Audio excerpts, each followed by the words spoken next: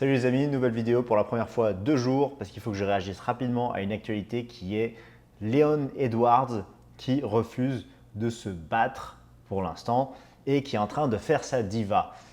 Et en fait, ce qui se passe, c'est que il pense à un retour en octobre à l'UFC 294, mais surtout, il veut négocier avec Dana White et l'UFC un gros payday, donc une grosse paye, mais on ne sait pas à combien exactement, quelles sont les griffes et pourquoi, et puis quels sont ses leviers de négociation, si ce n'est évidemment la ceinture. Et franchement, je suis surpris d'apprendre ça. Je pensais que Edwards avait arrêté de pleurnicher. Parce que la raison pour laquelle beaucoup de gens ne l'aimaient pas, c'était que c'était un pleurnichard qui réclamait sans arrêt le title shot, refusait des combats, réclamait un title shot après avoir mis un doigt dans l'œil de Belal Muhammad, même s'il était en train de le battre et qu'il allait le battre. Edwards était très impopulaire, tout le monde le voyait comme une diva, une pleurnicheuse, ce qui est un peu vrai. Il a eu sa rédemption avec ce chaos digne de Rocky sur Ousmane en dernière minute de leur premier combat. Enfin, leur premier combat pour le titre, leur deuxième combat en vrai. Et puis un très beau troisième combat où il a montré que ce kick n'était pas qu'un coup de chance et qu'il était capable de dominer Ousmane. Même si Ousmane était peut-être un petit peu différent de ce qu'il était avant. Et alors que tout le monde commence à vraiment aimer Rocky, à vraiment l'admirer, l'apprécier, parce que c'est quelqu'un qui a vraiment dû se battre pour son title shot, on n'a pas voulu lui donner, on était sur une division qui stagnait, on a donné le title shot 2 fois à Masvidal, 2 fois à Colby, parce que Edwards n'était pas assez marketable et parce que voilà, il était devenu un peu inactif et il était tout le temps en train de se plaindre et de pleurnicher.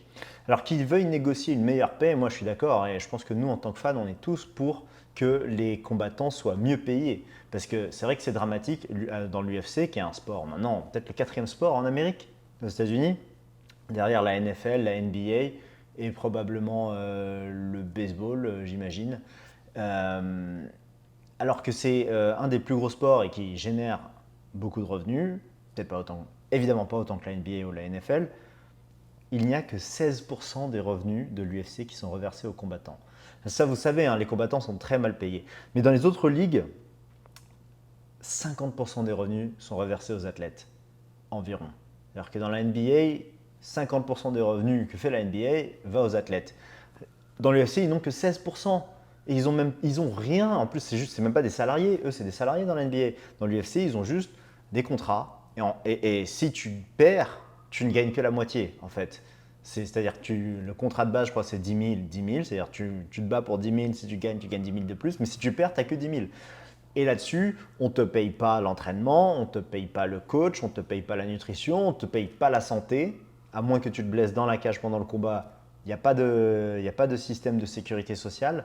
Donc c'est une situation assez difficile et ça c'est clair qu'il faudrait que les combattants se battent pour ça et ils le font pas assez. Ils font pas de syndicat alors qu'ils devraient se syndiquer. Ils n'arrivent pas à se mettre ensemble et ils auraient dû se syndiquer en 2020 au moment de la pandémie parce qu'à ce moment-là, s'ils avaient dit écoute on fait la grève, nous on se bat pas si on n'augmente pas nos salaires, là l'UFC se serait plié. Mais ils l'ont pas fait. Ils n'ont pas cette culture, surtout pas aux États-Unis, encore moins les combattants de MMA qui ont cette culture de et encore moins aux États-Unis, ouais.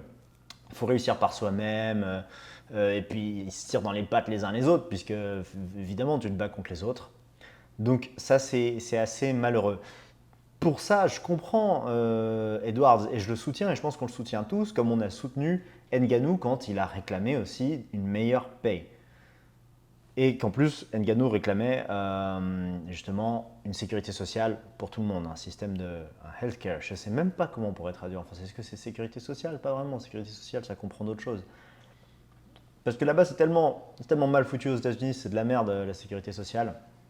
Mais toujours est-il que les gens soutenaient Francis Ngannou là-dedans, mais là, je ne pense pas que les gens vont soutenir Edwards. Parce que Ngannou a un parcours différent. Il a accepté tous les combats, il a affronté tout le monde, il a fait son nom. Edwards, malheureusement, il a toujours cette réputation de diva, et là, visiblement, il l'a. Et en plus de ça, Ngannou, il a peur de personne, il veut juste être mieux payé. Là, Edwards, il est face à un dilemme avec la défaite de Jorge, parce que Jorge Masvidal aurait été le meilleur combat pour Edwards là, pour une nouvelle défense. Ça aurait été beaucoup plus safe que Colby, ou Burns, ou Belal. Et là, je pense qu'il se retrouve il veut un gros payday parce qu'en fait, tout simplement, il sait que, enfin, il se doute qu'il y a de grandes chances qu'il perde sa ceinture là. Même si contre Ousmane, bon, il a réussi à venir avec un très bon game plan, là, ça va être beaucoup plus tendu. Et, et du coup, je pense que il se dit, voilà, c'est peut-être mon dernier payday, donc je veux un gros payday. Il veut mettre la pression à l'UFC, mais moi, malheureusement, enfin, moi, je pense plein d'autres fans, on en a marre de ce côté diva de Leon Edwards. Il fait parler de lui pour pleurnicher, comme ça. Il pleurnichait déjà avant, je veux mon title shot, je veux mon title shot. Après un combat contre Belal Muhammad qui s'est terminé en no contest, je crois, à cause d'une blessure, à cause d'un doigt dans l'œil, assez violent. Et là, il en est là. Donc, je ne sais pas comment ça va se passer, mais par contre, là où il a un levier, c'est que la plupart des gros noms de l'UFC sont soit déjà bookés, hein, Volkanovski contre Rodriguez, soit ils ont disparu. John Jones, il a disparu, on fera une vidéo là-dessus. Pas de news de lui. Même Dana White a dit il a pris la ceinture et il a disparu, j'ai pas de nouvelles. En plus de ça, il a lâché une série de tweets très chelous. Donc visiblement, il doit avoir à nouveau des problèmes peut-être de justice ou autre. John Jones a disparu, Adesanya vient de combattre, il n'y a que Makhachev qui n'est pas encore booké.